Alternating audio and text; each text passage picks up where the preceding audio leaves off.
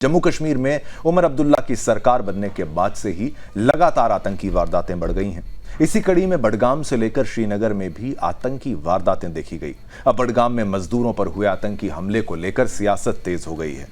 NC यानी national conference के अध्यक्ष फारूक अब्दुल्ला ने इस मामले में बयान देते हुए कहा कि वारदात में शामिल लोगों को मारना नहीं चाहिए था, बल्कि उन्हें पकड़कर उनसे पूछताछ करनी, उनको पूछताछ करके इसकी जड़ तक जाना चाहिए था। दरअसल फारूक को ऐसा भी लग रहा है कि शायद उनकी सरकार को अस्थिर करने के लिए इस तरीके की वारदातों को साजिशन अंजाम दिया जा रहा है। ऐसे में सियासी पारा अब हाई हो चला है। खबर आपने समझ ही ली। आइए अब आपको इस खबर का पक्ष समझाते हैं। वो समझाएंगी आपको शिवांगी, पक्ष बताएंगी।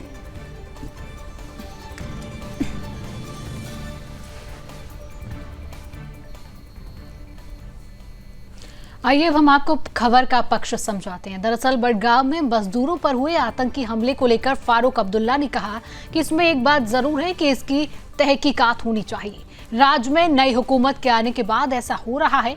मुझे शक है कि इस वारदात में उन लोगों का हाथ है जो इस सरकार को अस्थिर करना चाहते हैं।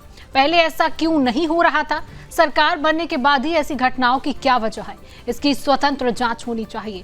अब इस पूरी घटना के पीछे फारूक के कई सवाल हैं, जिस पर सियासत का गरमाना लाजमी है।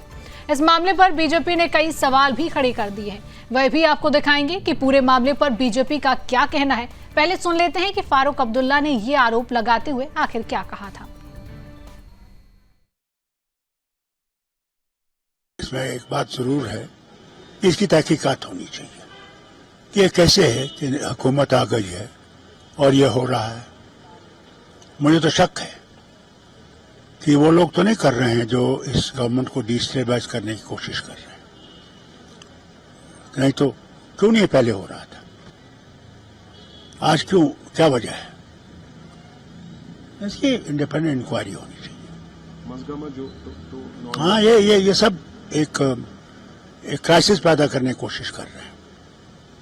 इस वक्त खानियार में भी अनफॉर्चुनेटली एनकाउंटर। हाँ, अगर वो पकड़े गए ना जो ये कर रहे हैं, पता लगेगा कौन कर रहा है।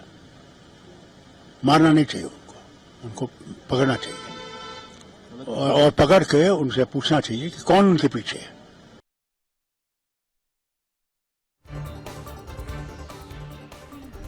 और वहीं उनके इसी बयान का समर्थन करते हुए ओवीसी ने भी जो है रोगला है। क्या कुछ कहा, आपको सुनवाते हैं।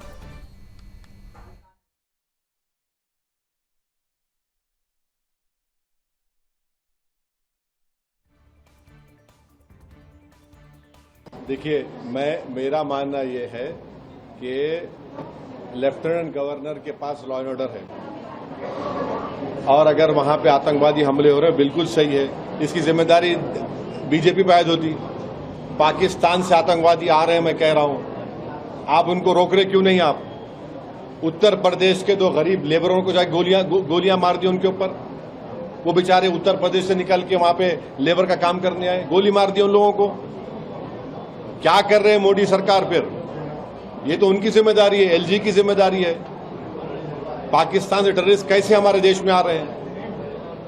आपको रोकना चाहिए, उनको पकड़ना चाहिए और हमारे देश के अंदर आकर वो गरीब लेबरर्स जो बिहार और यूपी के, उनको गोली मार, उनके कैंप में जाकर गोली मार रहे हैं। तो ये तो नाकामी है नरेंद्र मोदी सरकार की। आतंकवादियों को रोक नहीं पा रहे हैं वो, जो पाकिस्तान से आकर हमारे देश में हमारे शहरियों को मार रहे हैं।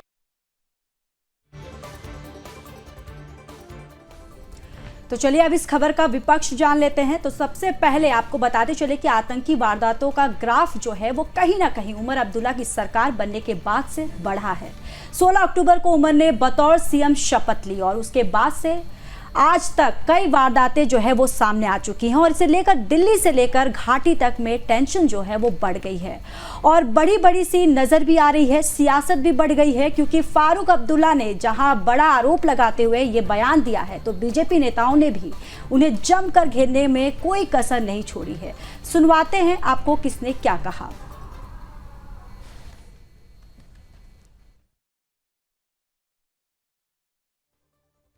देखिए, एक जिम्मेवार व्यक्ति को इस प्रकार का बयानबाजी नहीं करनी चाहिए। खास करके ये जानते हैं कि एजेंसियों के अच्छे काम के कारण से ही जम्मू कश्मीर में शांति व्यवस्था बनी।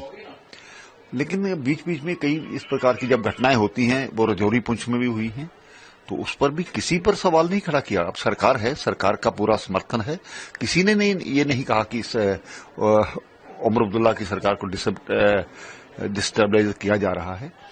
पाकिस्तान प्रस्त लोग जो कायरतापूर्ण हरकतें करते हैं, और कोई भी व्यक्ति जहां बाहर कभी बाहरी या अंदरूनी उस प्रकार की कोशिश की जाती है, बाहरी मजदूरों पर अटैक किए गए, लेकिन इस चीज को संभालना सभी का फर्ज है।